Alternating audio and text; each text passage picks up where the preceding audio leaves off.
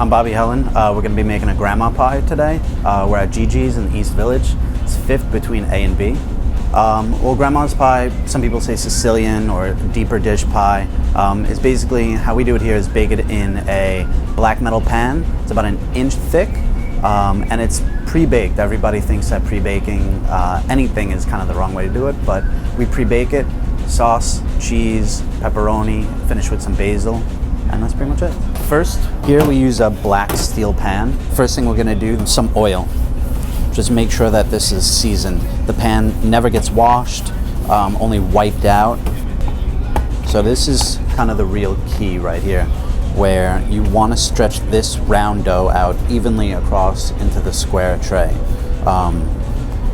You don't want any layers. You don't want any parts that are a little bit thinner. It won't cook as evenly, and we need this to rise after. So this dough has been out for a few hours, coming to room temp, and now we're just gonna let it sit again. And also for your home dough, we use a good amount of sugar, a good amount of salt in the actual dough. This, when you cook it, it helps with caramelization, and it just tastes really, really good. Just for a little air now, you don't want bubbles to form when you're baking it in the oven. Now we're gonna let this rise. Probably should take about an hour. It's gonna come up, should hit the plastic wrap. All right, so now the dough rose for about an hour. You want a good amount of lift and a good amount of air. So we just take some of our tomato sauce, pull out some of the water from it, and just make a little bit more diluted tomato sauce, almost like a tomato water. So as you can see, it's still pretty loose. There's a little bit of chunkiness on there, where you just want to cover as many spots as you can without deflating the dough. And then you have a little tomato water on the pizza. And now this is going to go in the oven, bake, probably about 5 minutes in our oven, which is at 650.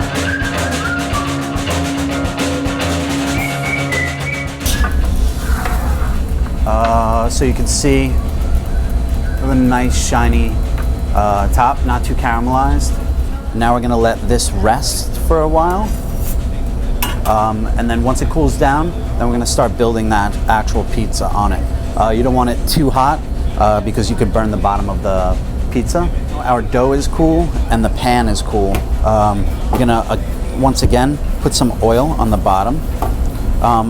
Right now I'm using a blend of a canola oil and also an olive oil.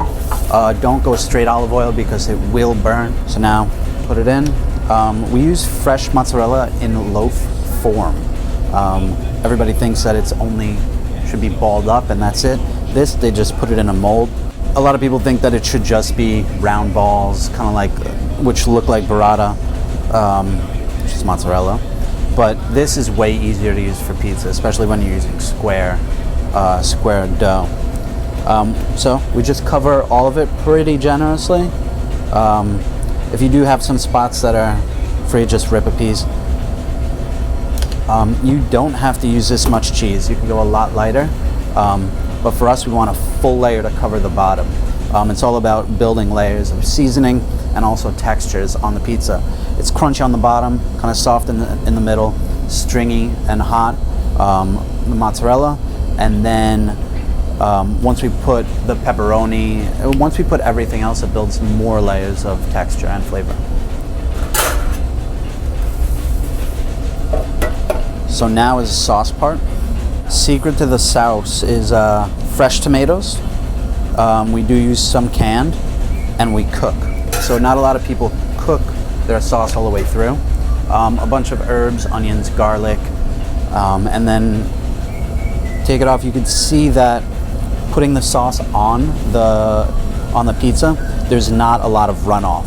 So that's the sauce separating. It's pretty homogenized and emulsified. So now pepperoni, sliced thin. If you could find this really small style pepperoni, slice it thin. It's going to give you that cup texture, or the cup look that is pretty iconic when you're using pepperoni on pizza. Some grated cheese. This is another texture thing. It's going to make everything a little bit crispier, and it adds flavor, obviously.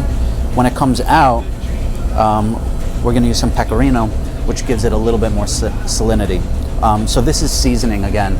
We're seasoning everything as we go. Don't go overboard on the cheese, but it's a different type of cheese. It's a different texture. One's going to get hot, kind of stringy. This is going to crisp up. So once you bite into it, on the top of your palate, you're going to get a little bit salty, but it's going to be kind of crunchy. That was oregano, some salt, just a little bit of chili flake. And now this pie is ready to go in the oven.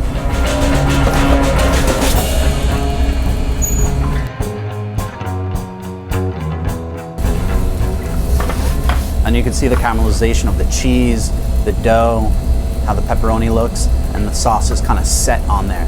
A lot of moisture has come off of the sauce that's on top, so we're good to go. It's good to eat. Whenever you're taking it off, we have 2 spatulas here. These guys have been with us since day one. Always support each side of the pizza. So now we're gonna finish. You're listening for that crunch, the thing at the bottom, kind of like when you cut like a sandwich, like a club sandwich, and you cut through the toast or a bagel. That's what we're looking for.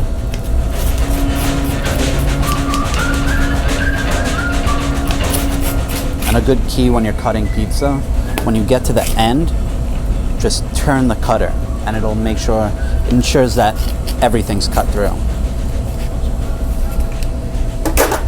All right, now some basil, bruise it and tear it up. And then finally the pecorino.